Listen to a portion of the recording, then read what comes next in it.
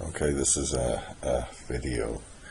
I made a video that downloads this economic data.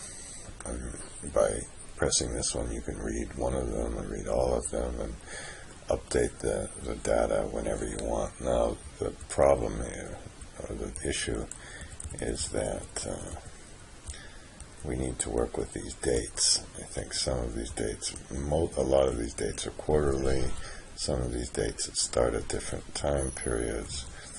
How can we somehow automatically, on the very last one, this date was backwards, and this date is monthly. So how can we somehow get the put these all together? Now, what I did is I kind of cheated. If we look at another video that was done, we made a starting column and an ending column, and then once we have that, we can make a little test for the start date and the end date, and then we can do an average if or sum if or a count if or whatever. But when we do the count if, we can look at the sheet name. That's what this C10 must be. And we can say, well, let's average. First, we're going to average the data in the sheet name, and then we're going to test whether the column is two things. It's got to be greater than this and less than this. So we have, that's why the average if S is here. Okay, so I set this up because I made a mistake. I was trying to start the video. So our start date is maybe the date on year first. And then how about 1/1? And then I think we can be fairly confident that the end of the year doesn't really change much from 12 to 31. I think that is a pretty constant kind of thing.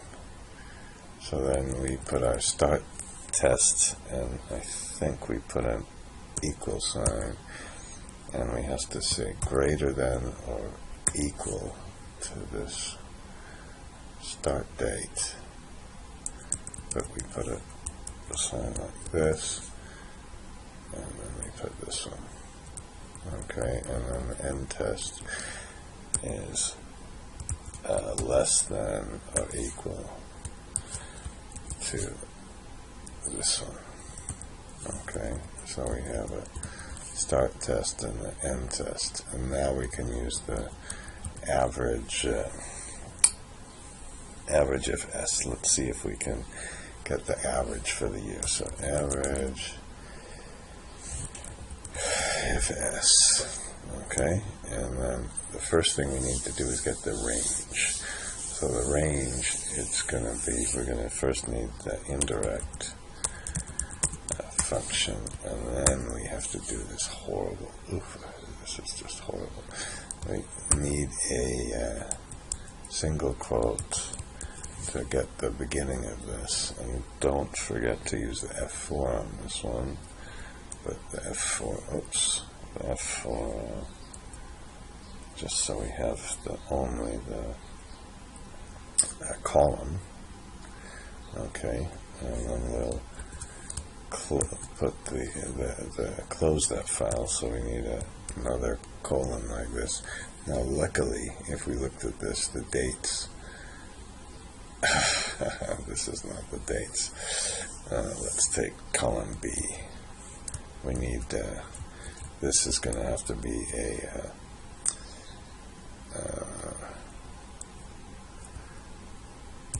a variable, but for now we'll just keep it constant. So that's the average. We're going to take that one, and then what we need is the criteria, and the criteria is basically the same thing, except we'll use column A. And then our criteria in column A will be this one, and we better press the F4 key just so we hold that constant, and then we'll put another criteria. This one we can copy these two, okay, and this one will be column 6. I'm sorry.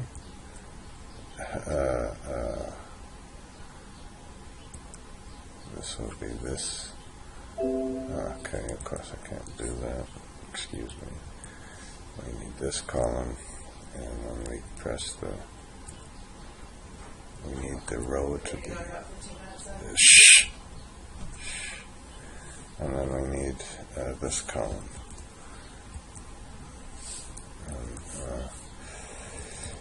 It didn't work.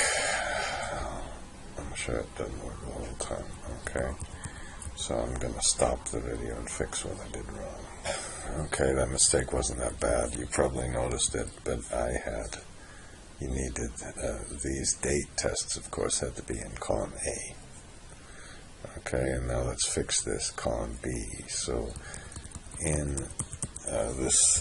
this for all of these ones, let me see, it's always column B until we get to the very, very last one, and then it's column G.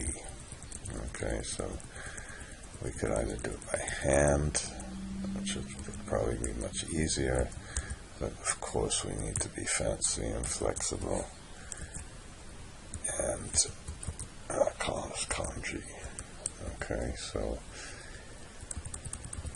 and now we can change this where it says column B here. We can we'll put a other double inverted comma, and then we'll put a we want it to be this one, and we better press the F4 key twice, and then we put a quote double inverted comma and something like this, and another one. I go up to that one, press the F4 key a couple of times, and I get the same answer. Phew. And then we can, oops, take this one. Why don't we do it like this? Shift, right arrow.